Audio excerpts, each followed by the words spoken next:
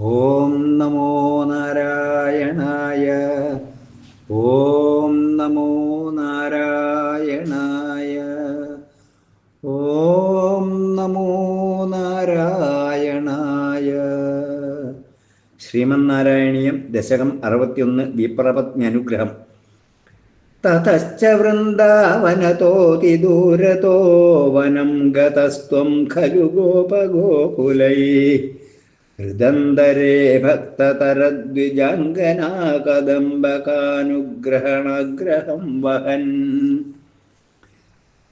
തതോ നിരീക്ഷ്യാശരണേ വനാന്തരേ കിശോരലോകം ക്ഷുധിതം തൃഷാകുലം അധൂരതോ യജ്ഞപരാൻ ദ്വിജാൻ പ്രതിവ്യസർജയോ ദീദിവിയാചനായ താൻ. ഗതേഷ്വഥോ തേഷ്വഭിധായ തേഭിധാം കുമാരകേഷ്വോദനയോ ദനയാചിഷു പ്രഭോ. ഗതേഷ്വഥോ തേഷ്വഭിധായ തേഭിധാം കുമാരകേഷ്വോദനയാചിഷു പ്രഭോ.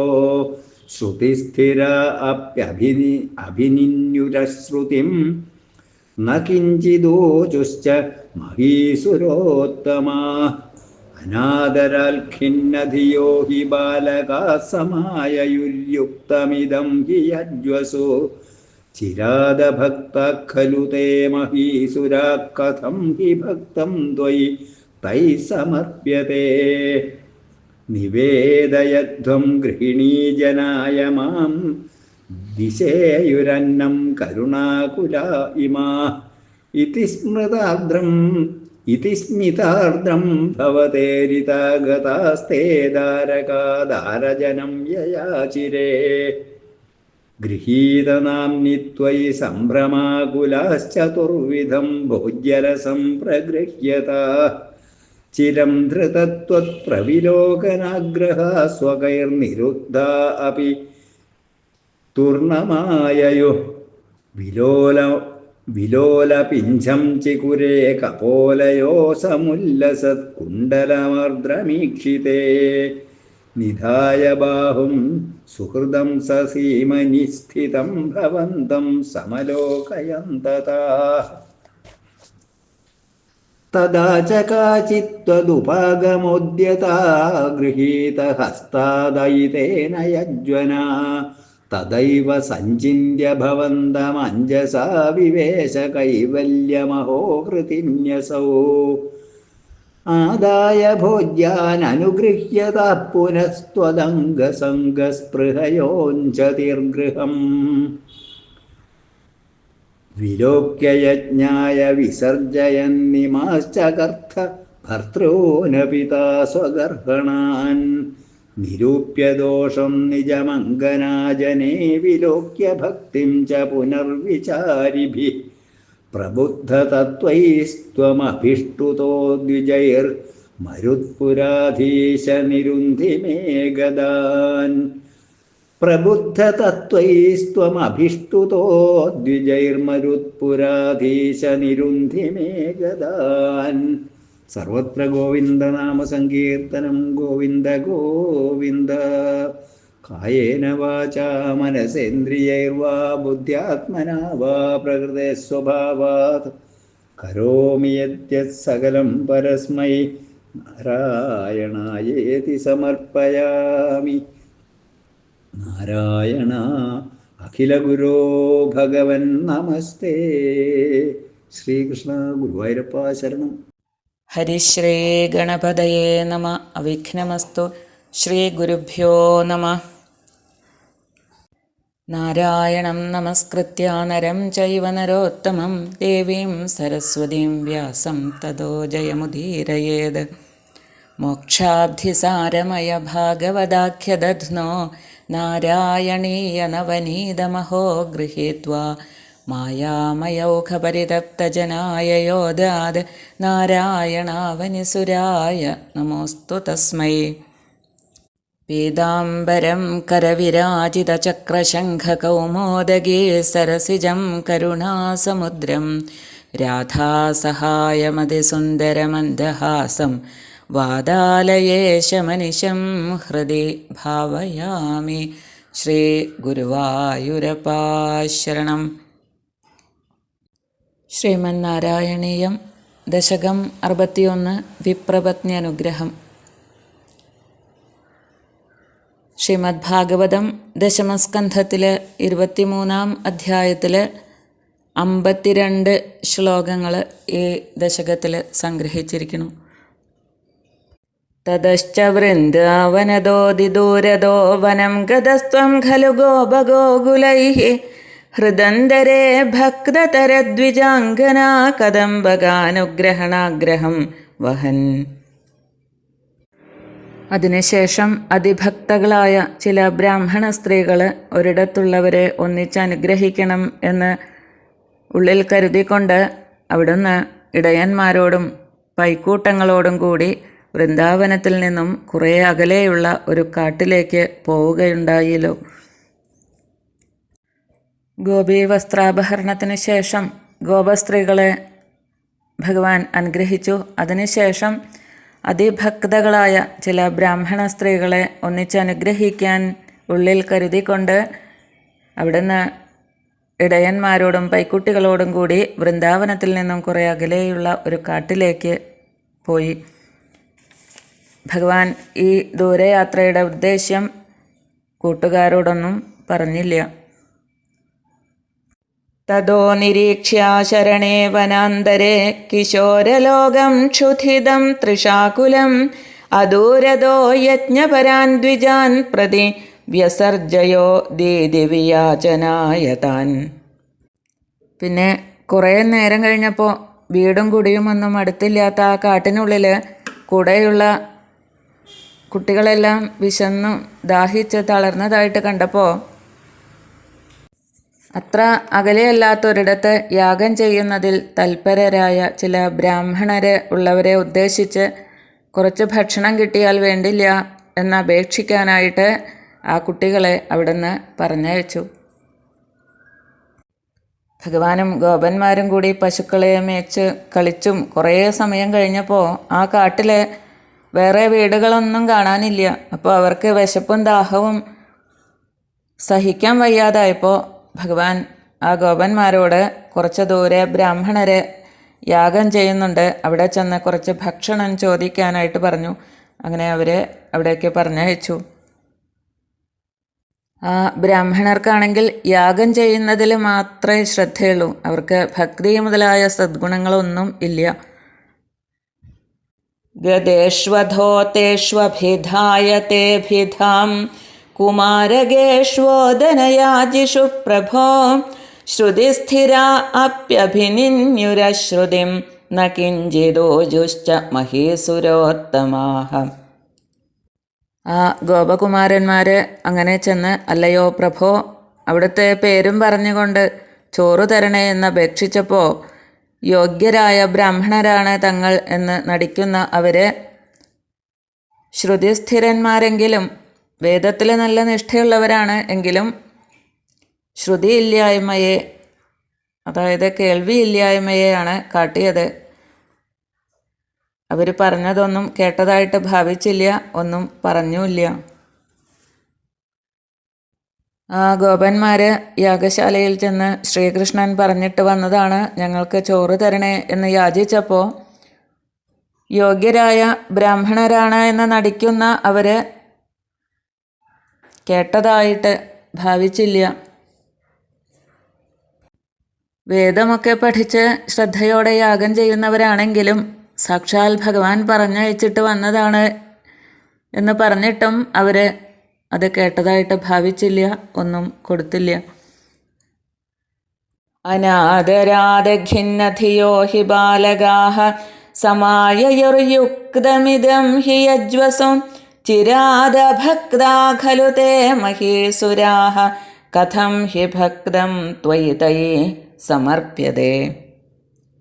ആ ബ്രാഹ്മണരുടെ അനാദരത്താൽ സങ്കടപ്പെട്ടുകൊണ്ട് തന്നെ ഗോപകുമാരന്മാർ അങ്ങയുടെ അടുത്തേക്ക് മടങ്ങി വന്നു.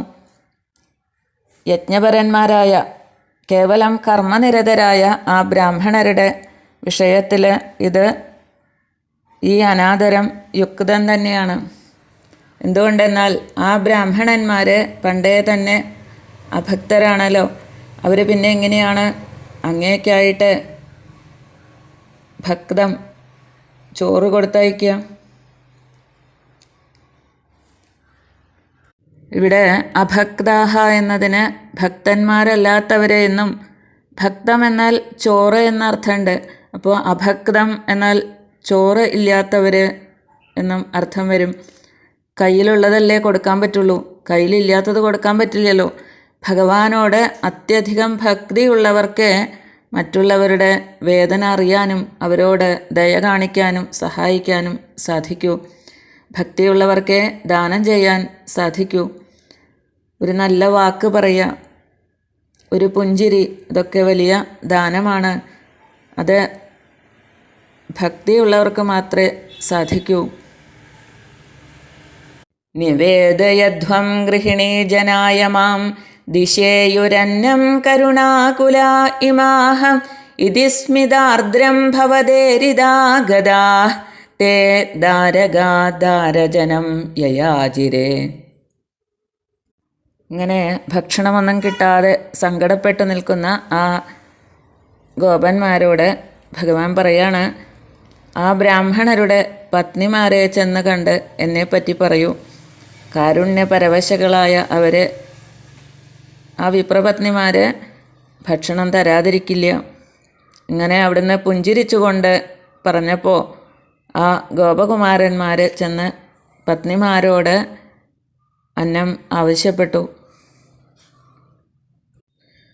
കൃഷ്ണ, ഭക്ഷണമൊന്നും കിട്ടിയില്ല, ഞങ്ങളോടൊന്നും പറഞ്ഞില്ല എന്ന് സങ്കടത്തോടെ അവർ തിരിച്ചു വന്ന് പറഞ്ഞപ്പോൾ ഗോപന്മാരോട് ശ്രീകൃഷ്ണൻ, നിങ്ങൾ ആ ബ്രാഹ്മണ പത്നിമാരോട് ചോദിക്കൂ, ഞാൻ വന്നിട്ടുണ്ട് എന്ന് അവരോട് പറയൂ.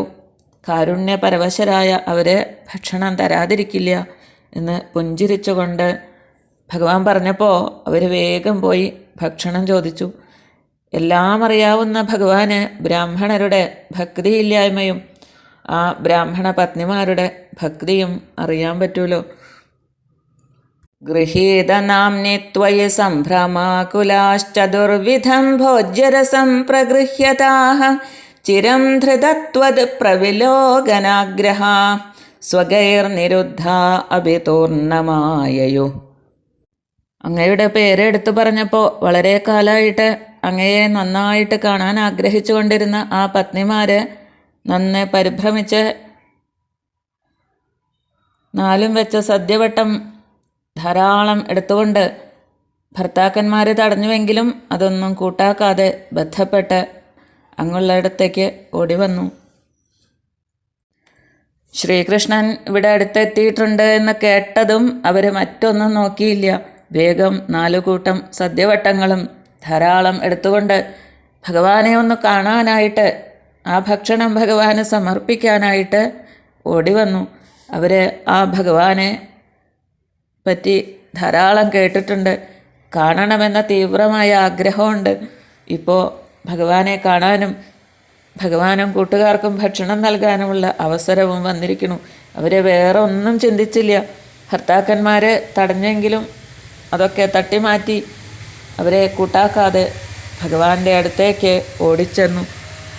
ചതുർവിധം ഭോജ്യരസം എന്ന് ഇവിടെ പറയുന്നുണ്ട്. 4 തരത്തിലുള്ള ഭക്ഷണ പദാർത്ഥങ്ങൾ: ഭക്ഷ്യം, ഖാദ്യം, പേയം, ലേഹ്യം.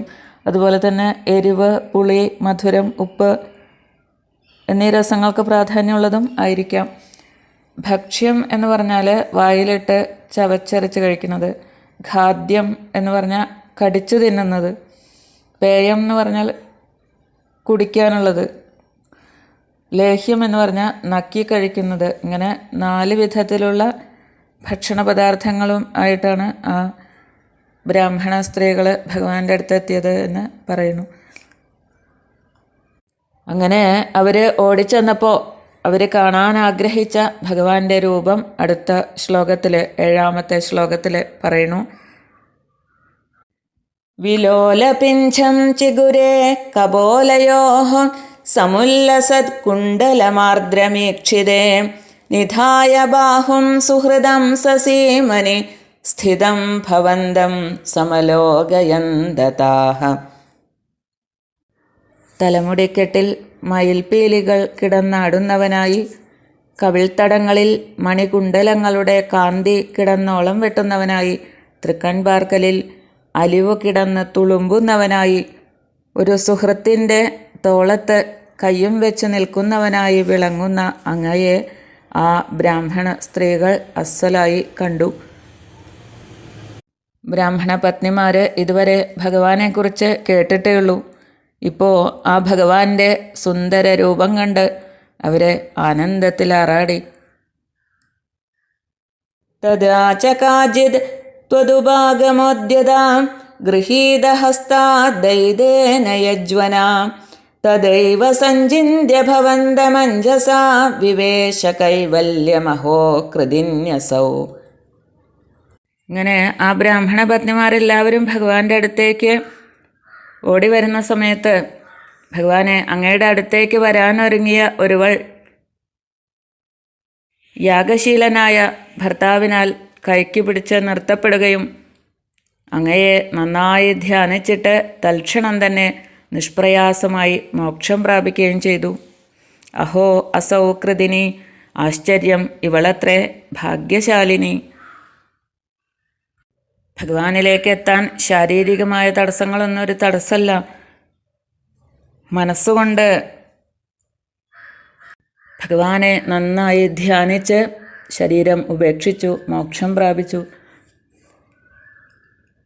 ആദായ ഭോജ്യാന്യനുഗൃഹ്യതാ പുനസ്ത്വദംഗസംഗസ്പൃഹയോജ്ജതീർഗൃഹം വിലോക്യ യജ്ഞായ വിസർജയന്നിമാശ്ചകർത്ഥ ഭർതൃനപിതാ സ്വഗർഹണാൻ.